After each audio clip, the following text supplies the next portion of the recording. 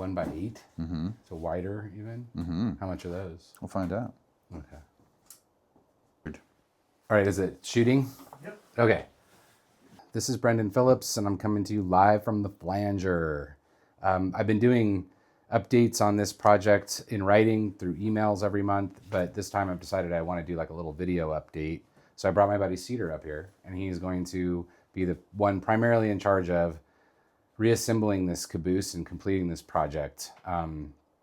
So we've been talking today. Obviously, I got up here yesterday, and which was the 23rd of May. So we're just coming up on Memorial Day.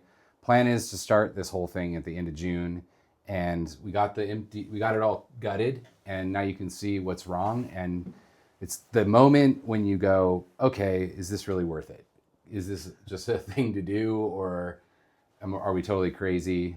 And what we've come to is that really there's just a series of really pretty predominant fails that need to be replaced. And when it gets down to it, the end result is it's going to take a lot more work than we thought. And so Cedar can talk a little bit about it, and we can point out where these fails are occurring.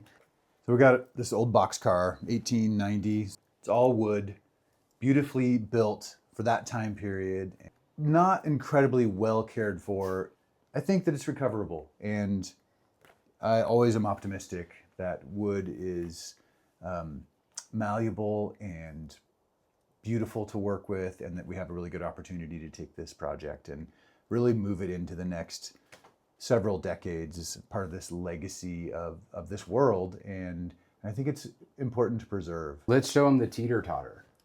That to me starts it off, the teeter-totter. The teeter-totter, and point to it here, is this beam that goes right underneath the cupola. And when we opened up the wall, we noticed that both sides of where the cupola is sitting is gone.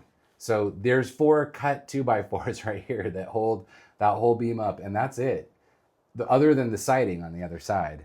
Well, the whole cupola really is just sitting on this side, held up by 20 pieces of siding. And, it's lasted a long time like that. Someone made the decision to cut these pieces off and replace this beam at some point. And it worked. It has worked, and it's amazing. And it has also caused massive failure in the structure of this cupola and the whole thing. So that is where we have to start. We have to start by just tearing that out in order to preserve this.